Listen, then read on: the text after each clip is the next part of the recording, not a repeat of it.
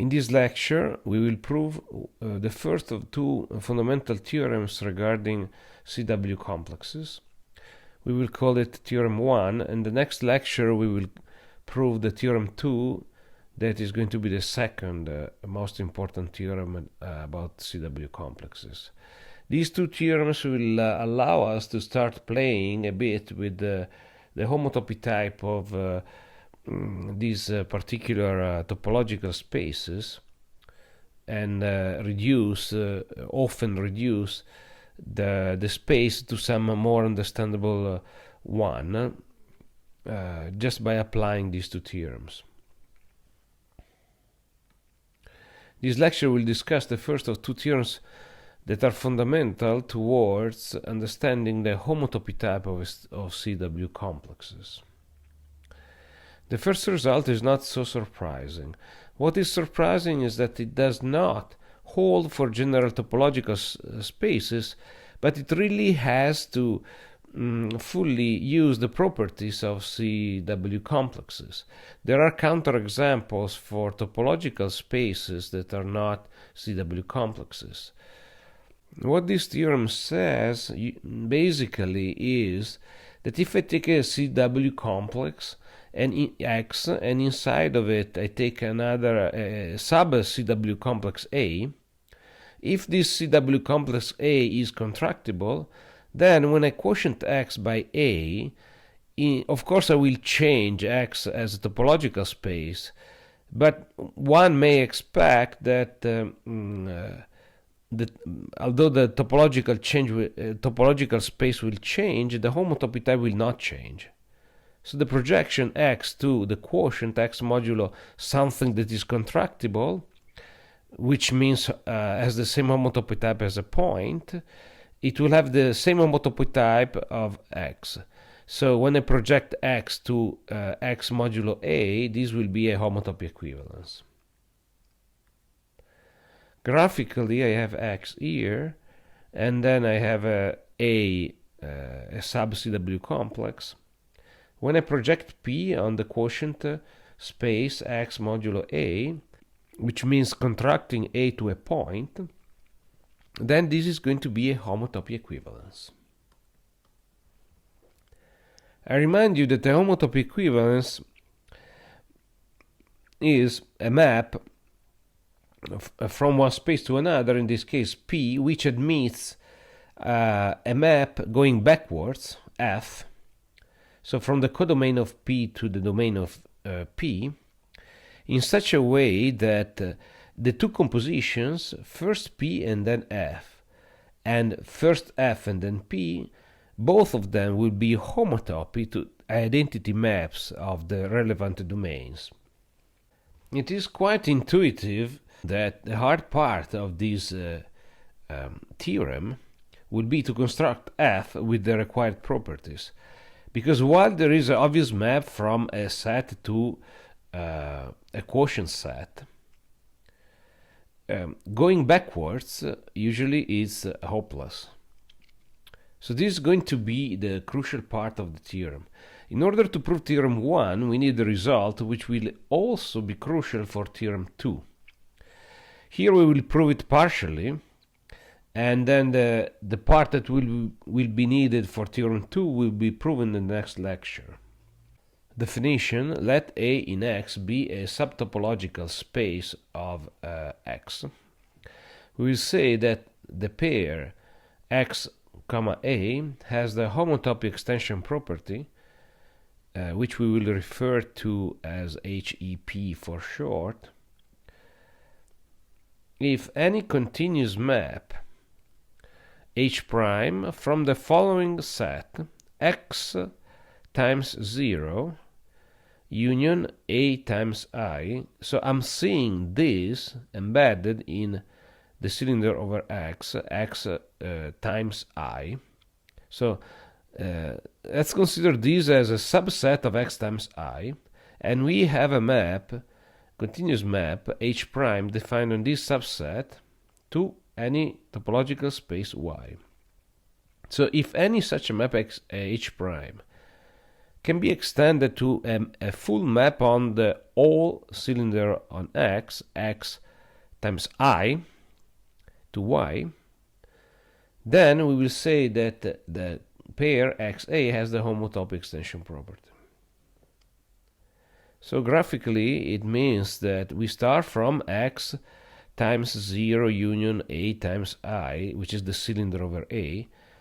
So we are starting from this horizontal segment, that is x times 0, union A times I, that is the cylinder over A. So A is embedded in x, so it is a subset of x, times I. So H prime is defined on this red part and this bottom part. Okay, so if we have H prime, a map to any topological space Y, then we can extend H prime to a full map H on the cylinder AX times I. Okay, 0, 1 is the unit interval I, and this square here is x times I. So whenever this happens, then x comma A has the homotopy extension property. Proposition: if A in X is a CW pair, which means that X is a CW complex and A is a sub-CW complex of X, then x comma A has the homotopy extension property. Proof: there is a retraction on this very special case of CW complex. We take the n-dimensional disk, unit disk dn, and we take the cylinder over it, and we map it to this space. So this space is embedded in here. It is the base of this cylinder, so we are looking at dn times 0, so this base, union the border, the boundary of the n times I, that is the cylinder over the border of the n. The border of the n is, in this case, just this Sn minus 1 here, and if we take times I, we take the cylinder over it. So in this picture we are looking at the lateral surface of this cylinder. Okay, what is missing in here is all the space inside the cylinder and the top part, which corresponds to the n times 1. Okay. Now, what I claim here, that there is a retraction of a retraction means that I am going to the full cylinder to this subspace in such a way that when I first embed this subspace in dn times I and I compose it with this retraction, I get the identity on this subspace. How this retraction is defined? How is it constructed? Well, it is a very similar construction to the stereographical projection.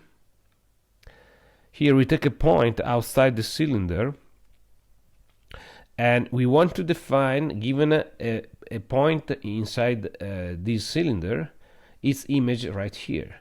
So we fix a point in the cylinder. Let's assume that in this case it is this point, where I'm going to send these two. So I take the straight line from this projection point to the point of which I want to find the image. This line will at some point intersect this set, and the intersection point of this line with this set is going to be the image of this point here. Okay. How do I prove that it is indeed a retraction on this subset? So I have to look at this subset inside here, the domain, and show that this map acts as the identity on this subset. So take a point in either the bottom base of the cylinder or the lateral surface of the cylinder. So let's assume that we take a point in the lateral surface of the cylinder. When I connect it to the projection point with the straight line, well, the intersection point of this line with this subspace is going to be the point itself. So this map just leaves the point unchanged. And the same happens if I take my point in dn times I on the bottom base, on the m times 0. Again, when I connect it to the projection point, the straight line will intersect this subset precisely in the point itself, so it will be left unchanged. This shows that the map defined graphically by this picture is indeed a retraction. This is in fact a deformation retraction, so it is a homotopy equivalence, but we will not use this fact in the proof of the proposition.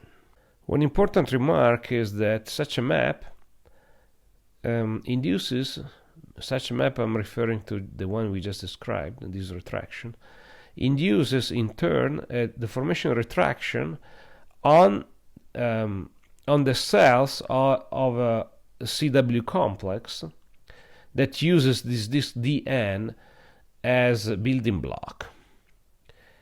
Remember that En is an n-dimensional cell of a CW complex, and a CW complex is made out of disks Dn with equivalence relations among them, and the CW complex is the quotient set. And in particular, En is the projection of the interior of the n-dimensional disk in the CW complex. Here I'm taking the closure of it. Therefore, I'm basically this En bar is the closure of En in the CW complex, and I'm looking at the cylinder here over this cell, this closed cell. Now, this subset of the CW complex on the right-hand side is the analog of this set here for the disk, and so this is embedded in this cylinder on the closure of this cell. And what I'm claiming is that I can use this retraction to construct a retraction from the cylinder on the cell on this subset of the CW complex. Assembling the retraction R bar on each cell En of X, we get a deformation retraction on all X times I, instead of just one cell times I, to the analog of this subset of the cylinder on the cell, that in this case takes this shape. We have X times 0, which is the base of the cylinder, union the cylinder on A, that is the subset of X. This retraction right here implies that the pair X, A satisfies the homotopy extension property. Actually, even the converse is true, so the fact that X, A has the homotopy extension property implies that there is a retraction. This fact is formal and will be used for the proof of Theorem 2, which we will see in the next lecture. In this lecture, we will see in a moment that with R we can show that we have the homotopy extension property. The homotopy extension property concerns a diagram of this form where we have a cylinder here on the top and this subset of the cylinder with the continuous map from this subset to Y. The property is equivalent to the existence of a map f tilde in this case from the cylinder to Y, making this diagram commutative. Having a retraction R from X times I to this space, we can right away define f tilde to be the composition of R and F.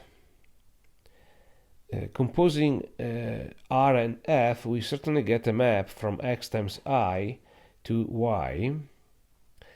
The only thing we need to check is that this diagram is commutative. Let's prove that F, defined as such, makes this diagram commute. In order to show this, we have to take a point in this bottom space, which I will not read any all the time because it's very long, so let's call it this space. We start from a point here, and then we apply f to it, and we get f of this point. Well, the same image we get if we take this point, we embed it in x times I, and then we apply f tilde to it. So we want to show that if we embed this point in x times I and apply f tilde, we get f of this point P. Why is that true? So let's take a point P here. We apply this inclusion here. And then when we apply f tilde, by definition of f tilde is like taking R, but R sends this point in x times I back again to P. And then after we apply I, we apply f. And then once I'm back to P, if I apply f, I go to f of P. And this is precisely the image of the image of P right here after I applied f tilde. So using the fact that R is a retraction of this subspace of x times I onto this subspace, we show that this diagram is commutative. Being commutative means that we have proven that for x comma a we have the homotopy extension property. This proves the proposition. We can now prove theorem 1. Remember that theorem 1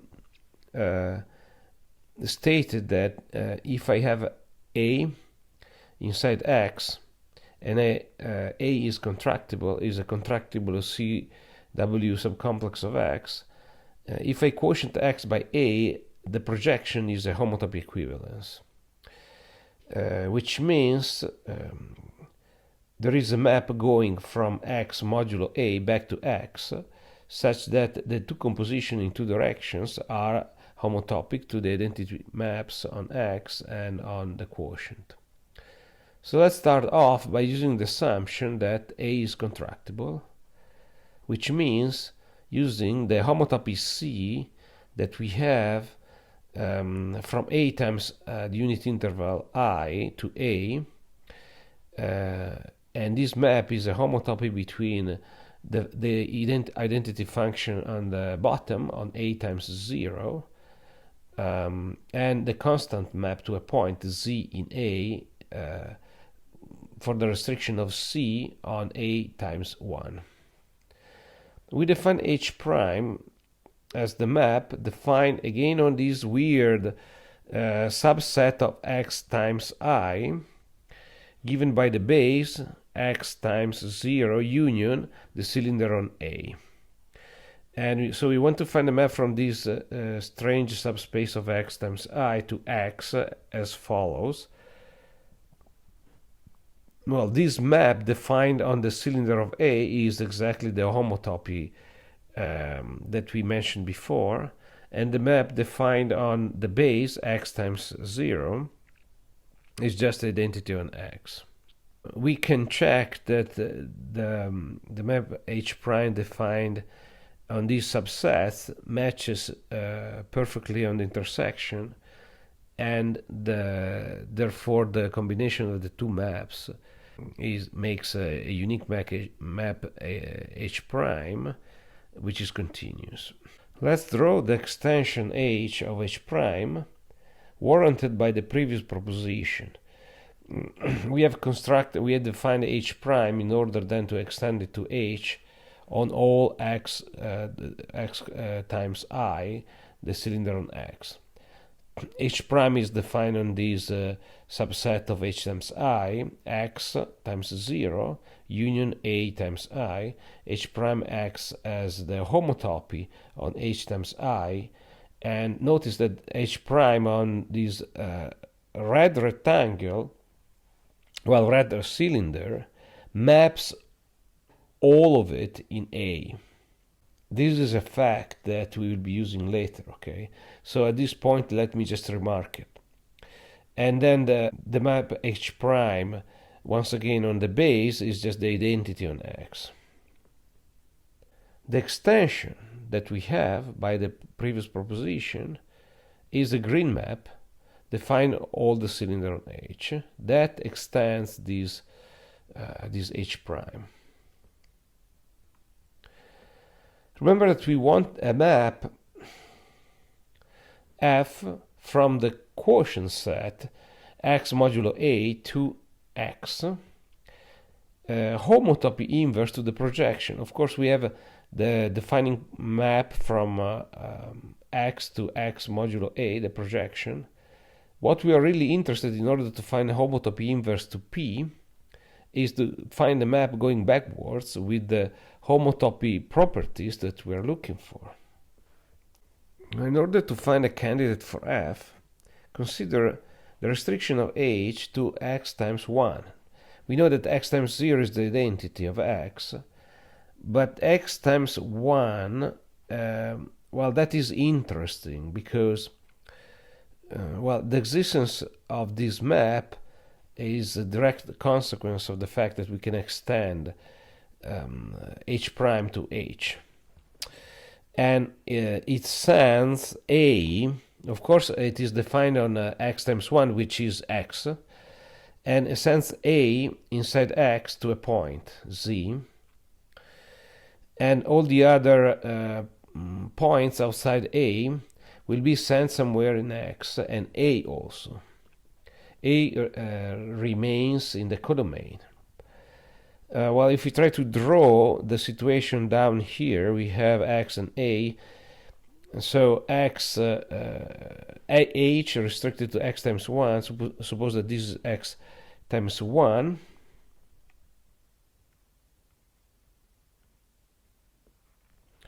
Sends all A to a point, z. And then what is the possible action on the other points around? Well, if you have cells attached to A, these cells somehow, since they were attached to A, they will be attached to the image of A, that is the point Z. They will be deformed, and somehow they enter the space A inside X. Since this map sends A to a point, by definition of quotient, we have that this map factors through x modulo A. So x modulo A has a universal property which makes which factors any map that sends A to a point. In particular, it factors h restricted to x times 1 in composition of two maps. Then one is, well, of course, there is a canonical projection of x times 1 to the quotient, which we always call P, sending A to a point. And then there is this mysterious map going from x modulo A to back to x, since these factors. So going from here to here is the same as going from here to x modulo A and then back with this map to x. Notice that this map right here can be a good candidate for F because it goes from x modulo A to x. Let this map to be F. So this is our candidate. In order to show that it is the real map that we are looking for, we need to show that it is a homotopy inverse to P, which means that if I apply first P and then F, I get that this composition is homotopic to identity map on X, and if I apply first F and then P, the composition will be homotopic to an identity map on X modulo A. Well, the first statement is essentially true by construction. So F composed with P, so first P and then F, is, well, by definition, is the factorization of H restricted to X times 1. But this is certainly homotopic to the identity of X, simply because the identity of X is H restricted to X times 0. And what is the homotopy? Well, the homotopy between these two maps is tautologically H. Okay, so this part is absolutely obvious. What is less obvious is the other statement, that if we take X modulo A, compose first with F and then P, we get something homotopic to the identity map on X modulo A. We have left to prove that P composed with F is homotopic to the identity X modulo A. Notice that we can factor H as Well, H is the map that goes from the cylinder on X to X, and this is the factorization we are talking about. We take H, we compose with P. P is the projection from X to X modulo A. We define this map from X times I to X modulo A to be simply this composition. Now, this composition factors through X modulo A times I, again because of the universality property of the quotient set X modulo A. This comes from the fact that the homotopy, as I remarked before, remember, the homotopy H extends the homotopy on A between the identity and the constant map, because A is contractible. And this homotopy sends all A times I in A, because it is a homotopy on A. Now let's see what this map H bar is when we restrict it at level 0 and at level 1. So at the level 0, H bar is the factorization to X modulo A of H at the level 0 right here. H at the level 0 from X times I to X was the identity on X. If we project on the first factor on X modulo A, and we compose the codomain with the projection on X modulo A, we can immediately see that this map H bar on the 0 level, so in 0 here, is again the identity, not anymore on X, but on X modulo A. So by construction, X bar restricted to X modulo A times 0 is just the identity on X modulo A. What we would like to have is that H bar restricted to 1 to X modulo A times 1 is P composed with F. Okay, P composed with F is homotopic to the identity map on X modulo A. This is what we want to prove. Now this is a cylinder on X modulo A. On the bottom of this cylinder we have the identity. On the top we would like to have the map which we want to be a homotopic to the identity. Now how do we prove that H bar restricted to H modulo A times 1 is P composed with F? Now again we have to concentrate to the action of H on X times I. So if we restrict H to X times 1, what do we get? We have just seen a few moments ago that this map sends A inside X to a point Z here, sends it to a point. And we actually have used this fact to see that H restricted to X times 1. So this, just the restriction to the top factors through X modulo A to X. So the projection P on the first factor is, when we restrict just again to X times 1, is exactly this projection to the quotient set we have just talked about. When we look at H restricted to X times 1, not all H, but just the restriction to X times 1, these map factors through X modulo A times 1, and then X again. This is precisely the factorization P F that we have just proven in the slide before. Okay, so the restriction of this map on X times 1 factors through X modulo A times 1, and from here to here is the map F. Okay, so H bar, since it makes all this diagram commute, H bar restricted to X modulo A times 1 is F composed with P. And this is the statement we wanted to prove.